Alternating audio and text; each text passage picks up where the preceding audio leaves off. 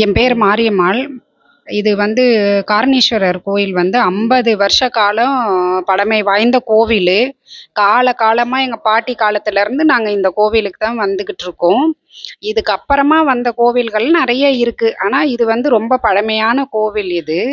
இப்ப வந்து மாநகராட்சி சார்புல வந்து அந்த குளத்த சுத்தி நடைபாதை வந்து சீரமைச்சு குடுத்துருக்காங்க. அதுக்காக முதல்ல மாநகராட்சிக்கு ஒரு பெரிய நன்றிய நாங்க பொதுமக்கள் சார்பா நாங்க சொல்லிக்கிறோம். இங்க வந்து நெறைய வயசானவங்கலேருந்து, குழந்தைய வச்சிருக்கிறவங்க, கர்ப்பிணி பெண்கள் எல்லாருமே பாதுகாப்பா நடைப்பயிற்சி மேற்கொள்றாங்க. ஏன்னா ரோடு வந்து ரொம்ப டிராஃபிக் ஆயிடுது இப்பல்லாம். யாராலயும் நடக்க முடியல வயசானவங்களுக்கு.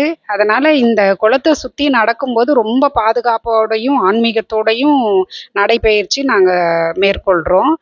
இந்த சமீப காலமா இப்ப என்ன ஒரு இஷ்யூ ஆரம்பிச்சிருக்காங்கன்னா, இந்த காரிய மேடைய வந்து இந்த குளத்துக்கு எதிர்க்க கொண்டு வந்து வைக்கணும் அப்படிங்கிறது எங்க யாருக்குமே அதுல உடன்பாடு இல்ல.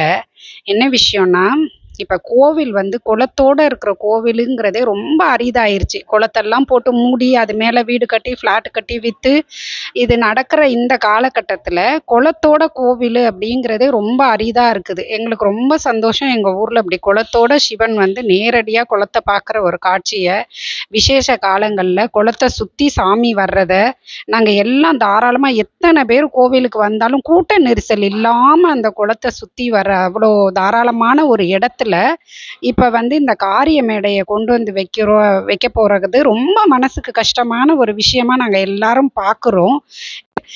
இது வந்து ஊரு பொதுமக்கள் எல்லாரும் சேர்ந்து தான் இத சரி பண்ணணும். ஒரு சாரார யாரையும் நாங்க குறை சொல்லல.